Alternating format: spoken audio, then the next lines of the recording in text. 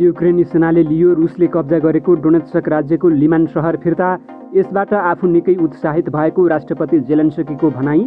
भारतका एक वरिष्ठ संस्थापक नेताको स्वास्थ्य अवस्था गम्भीर मोडमा पुग्यो। हस्पिटलमा पुगेर भारतका सबै नेताले गरे अन्तिम भेट। गान्धीले देशका लागि दिएको योगदानको भारतीय प्रधानमन्त्री मोदीले यसरी सम्झिए। गान्धीकै कारण भारत देश बनेको मोदीको भनाई। नेपालको समृद्धिको लागि राष्ट्रवादी नेतालाई भोट दिन राप्रपा अध्यक्ष लिङदेनको आग्रह। राप्रपालाई भोट दिएर कोही पछुताउनु नपर्ने दाबी।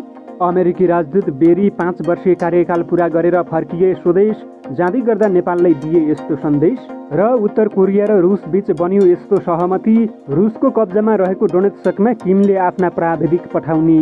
नमस्कार, ग्रेटर नेपाल टिभीले तयार पारेको न्युज अपडेटबाट यहाँलाई हार्दिक स्वागत छ। अब न्युज अपडेट विस्तारमा।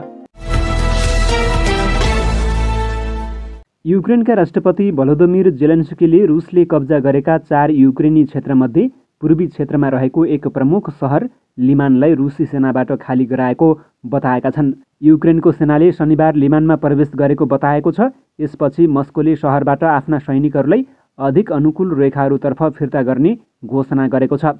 आफ्नो नाम डे गुइरे स्मोक बताउने 33 वर्षीय युक्रेनी सैनिकले लिमानबाट भने, म आशावादी छु र धेरै प्रेरित छु।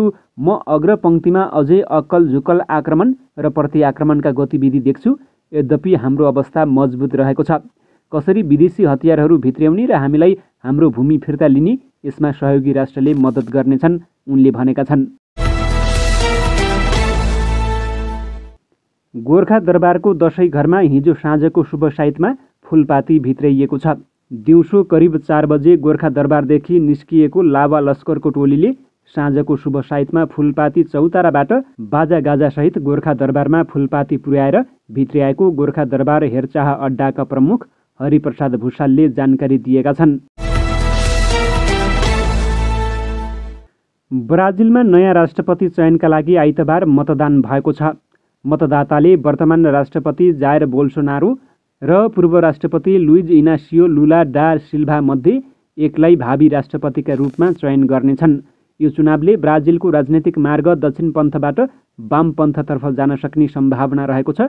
दक्षिणपन्थी नेता बोल्सोनारो दोस्रो कार्यकालका लागि प्रतिस्पर्धा गरिरहेका छन्। भारतीय प्रधानमन्त्री नरेन्द्र मोदीद्वारा राष्ट्रपिता महात्मा गान्धी र पूर्व प्रधानमन्त्री लालबहादुर शास्त्रीको जन्मदिवसका अवसरमा उनीहरूले देशका लागि गरेका योगदानको स्मरण गर्दै उनीहरूप्रति सम्मान व्यक्त गरेका छन्। महात्मा गान्धीको 153औं जन्म जयन्तीका अवसरमा उनले श्रद्धाञ्जली अर्पण गर्दै प्रधानमन्त्री मोदीले ट्विट गरेका छन्, यो गान्धी जयन्ती भारतीयका लागि विशेष छ किनभने भारतमा स्वतन्त्रताको अमृत महोत्सव मनाइन्छ।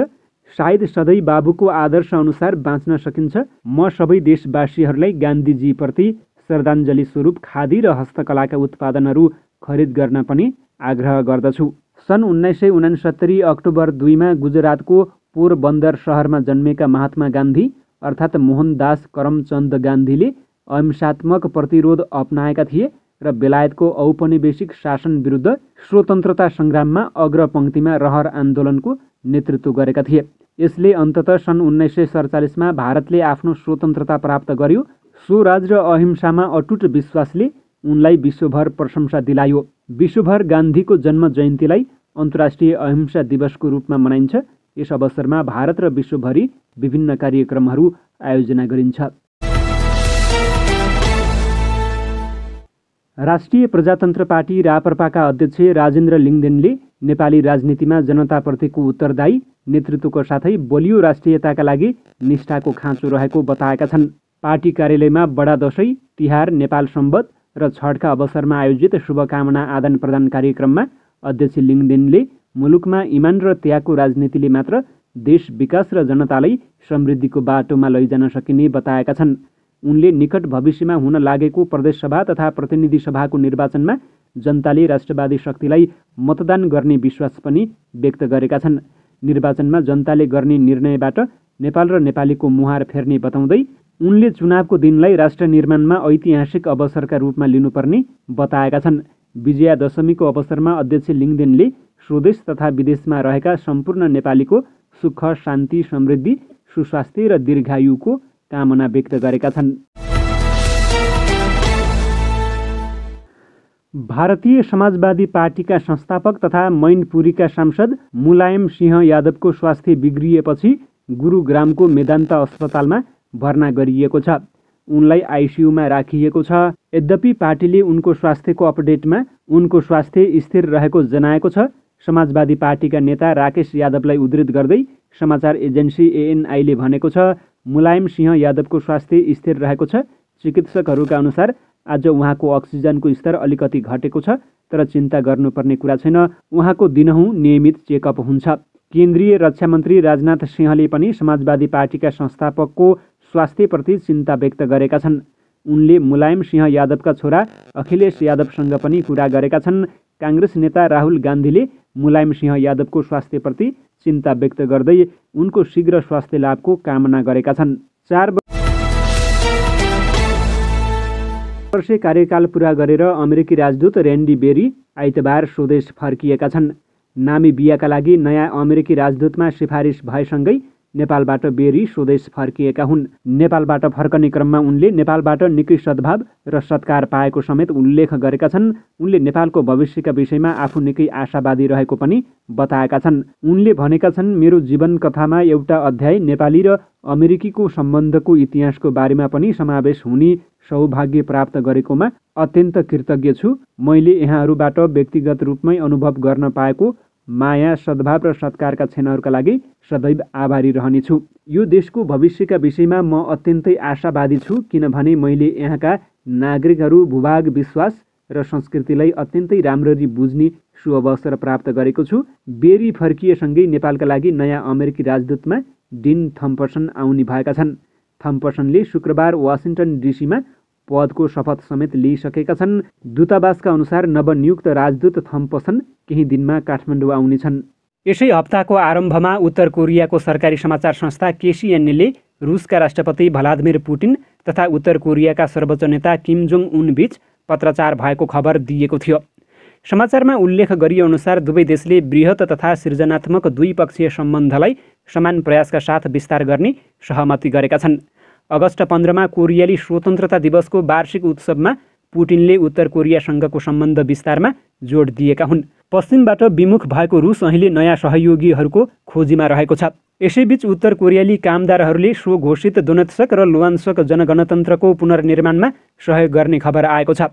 यी जनगणतन्त्रहरूलाई उत्तर कोरियाले हालै कूटनीतिक मान्यता दिएको छ। अमेरिकाको एक ध्रुवीयताका कारण प्योङयाङको आणविक हतियार निर्माणलाई रोक्ने अमेरिकी इच्छाको विरोध गर्न मस्को र बेजिङ दुवैलाई खासै चासो लाग्ने गरेको थिएन। किम परिवारलाई आफ्नो शासनको सुरक्षाका लागि आणविक हतियार आशाको अन्तिम केन्द्र साबित भएको छ। तर अहिले नयाँ प्रतिमान उदाएको छ। पहिलेको समयमा जस्तै उत्तर कोरियालाई रुसले आफ्नो सीमा क्षेत्रमा अमेरिकी शक्ति तथा सैन्य प्रभुत्व विरुद्धको अपरिहार्य रणनीतिक सुरक्षा कवचका रूपमा लिन थालेको छ। अमेरिकाको समर्थन प्राप्त जापान जस्ता छिमेकी विरुद्ध रुसको कवच पनि उत्तर कोरिया हो। यस्तो वातावरणमा रुसलाई उत्तर कोरियाको सवालमा अमेरिकासँग सहकार्य गर्दा कुनै लाभ प्राप्त हुँदैन। उत्तर कोरियालाई आणविक निशस्त्रीकरण गर्ने कुरा हावा खाइसकेको छ। बरु अन्तर्महादेशीय ब्लास्टिक क्षेप्यास्त्र सहितको आणविक हतियार भएको उत्तर कोरिया वासिङ्टनको छालामा गडेको अर्को काँडो बनेको छ। यसलाई हटाए मात्र अमेरिकाको शक्ति विस्तार हुन्छ। त्यसैले अमेरिकाले सन् 2022को आरम्भतिर संयुक्त राष्ट्रसङ्घको सुरक्षा परिषदमा उत्तर कोरिया विरुद्ध थप प्रतिबन्धको प्रस्तावको माग गरेको भए पनि रुस र चीन दुवैले 15 वर्षमा पहिलो पटक भिटो लगाएर रोकिदिएका छन्। त्यसैले अमेरिकाले सन् 2022को आरम्भतिर संयुक्त राष्ट्रसङ्घको सुरक्षा परिषदमा उत्तर कोरिया विरुद्ध थप प्रतिबन्धको प्रस्तावको माग गरेको भए पनि रुस र चीन दुवैले 15 वर्षमा पहिलो पटक भिटो लगाएर रोकिदिएका छन्। यहाँबाट अघि बढ्दै रुसले उत्तर कोरियासँग सैन्य र आर्थिक सम्बन्ध गहिरो बनाउने सम्भावना रहेको छ, किनकि त्यसको रणनीतिक र राजनीतिक महत्त्व बेग्लै रहेको छ। यसरी हेर्दा इतिहास वृत्ताकार रूपमा घुमेर पुनः उही ठाउँमा आइपुगेको छ। अमेरिकाले मस्को र बेजिङको सामना गर्नका लागि साझेदारहरू जुटाइरहँदा खेमाबन्द राजनीतिको विषय पुनः उठ्न थालेको छ। हवस् त, ग्रेटर नेपाल टिभीले तयार पारेको न्युज अपडेटको समय सकिएको छ। प्रत्येक पलका ताजा अपडेटको लागि हामी तपाईँको माझमा छौँ। नमस्कार।